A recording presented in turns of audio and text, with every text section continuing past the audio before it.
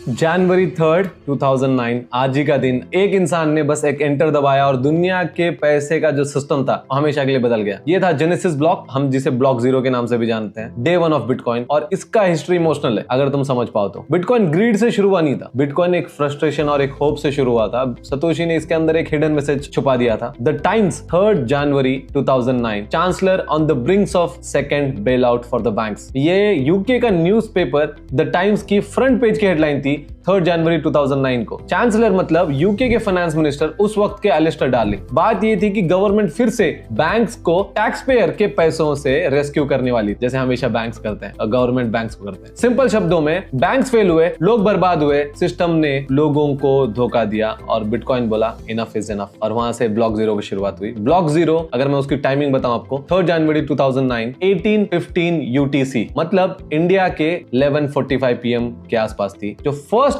50 bitcoin mine हुए थे ना ब्लॉक जीरो से, वो कभी स्पेंड नहीं कर सकते, फॉर एवर लॉक्ड है। It's not a bug, it's not a monument. एक याद कि ये पैसा प्रॉफिट के लिए नहीं, प्रिंसिपल के लिए बॉर्न हुआ है। और सबसे इंटरेस्टिंग बात, जेनेसिस ब्लॉक के बाद पूरे 6 दिन तक कुछ नहीं हुआ। No block was mined, silence, stillness, mystery. Was Satoshi celebrating the history या चुपचाप देख रहा था दुनिया को बदलते हुए? No one knows. और जेनेसिस ब्लॉक का स्टेटस भी अलग है। बाकी ब्लॉक सिस्टम में स्टोर होते हैं, बट जेनेसिस ब्लॉक सीधे बिटकॉइन सॉफ्टवेयर के अंदर हार्ड कोटेड किया गया है। बिटकॉइन किसी कंपनी ने लॉन्च नहीं किया, कोई गवर्नमेंट ने इसको अप्रूवल नहीं दिया, कोई मार्केटिंग कंपनी ने इसको मार्केट नहीं किया और किसी की परमिशन की जरूरत नहीं है। बात सीधी है, we don't want to trust, we don't want to believe, we want to verify. और सबसे बड़ी बात, सतोशी ने अपने लिए कुछ एक्स्ट्रा कॉइन्स नहीं रखे। No pre mining, no cheating, no backdoors, same rule, same system from day one के साथ। इतना फेयर सिस्टम कहां है? 9 दिन के बाद पहला रियल बिटकॉइन ट्रांजैक्शन हुआ। सतोशी ने 10 बिटकॉइन अपने दोस्त हाल फनी को भेजे। वो ट्रांजैक्शन नहीं था, it mark the birth of decentralised money, जहां में किसी थर्ड पार्टी के परमिशन की जरूरत नहीं है। और हाँ, पहला ब्लॉक इजी था माइन करने के लिए। पावर छोटी लगती थी, इलेक्ट्रिसिटी कम लगती थी, लेकिन इंपैक्ट इनफाइनाइट था। उस छोटे से ब्लॉक से